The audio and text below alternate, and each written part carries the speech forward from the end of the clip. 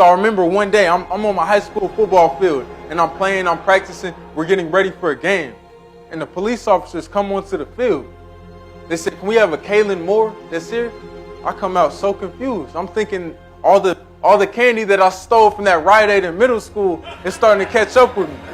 And now, before you know it, the cops take me away and I'm in the car. They take me to my home. There were helicopters hovering above my house, shotguns everywhere, police officers everywhere. They were looking for my father who had just committed a murder. My father right now is in prison for life for murder in Tehachapi, California. You see me up here talking in this tuxedo. 3 years from this exact day, I had a broom and I had a mop in my hand. But one day I heard a quote by Dr. Martin Luther King and it changed my entire perspective. And I started to write down dreams that were too big. And I wrote on a piece of paper and put it in my dormitory room on the ceiling. I told myself I would not stop playing football until my father could see me play on TV from the prison that he's at in Tehachapi, California. I convinced myself, okay, I'll need some revenue to be able to buy a plane ticket so I can make these dreams happen. So I got the job as a janitor on the exact same campus that I was at. So every day I'm mopping and I'm sweeping and I'm so humble. And I used to mop and I would sweep with a hoodie on. And I was so depressed and so discouraged. And then one day, there was a young man that was walking past me. He looked at me and I looked at him. I kept mopping, I kept sweeping. And he said, "You missed the spot." I looked at him, I said, "Where?" And then he spit on the floor. So he walked past, I said, "Hey bro, come back." He started walking back towards me. I turned to face him. I said, "Tell you what, bro, where are you about to go right now?"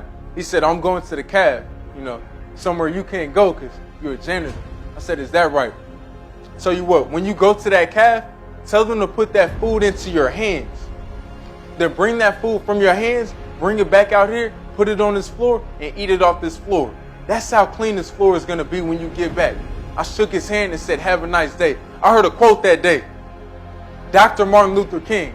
It said, "If it falls your lot to be a street sweeper, sweep streets like Michelangelo painted.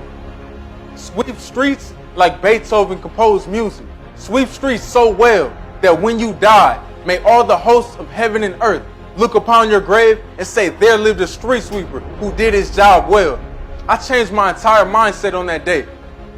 I told myself, if I'm going to be a janitor, I'll be the best dang janitor that ever lived. If anybody comes past this spot on Marist College campus, they're going to know Kylan Lewis Moore must have been there because it's spotless. That's the type of mindset that I started applying to every single thing that I did, is to do every single thing I do to the best of my ability. I can't help but to reflect back on the statement the young man said. He said, "I missed the spot." I'm thinking about the fact that right now I'm writing a book and my literary agent that represents me is the same one that represents President Obama. But I missed the spot. I'm thinking about the fact that my father was able to see me on TV playing football, but I missed the spot. I'm a scholarship student now at the University of Oxford on a full ride Rhodes scholarship, but I missed the spot. I got the spot.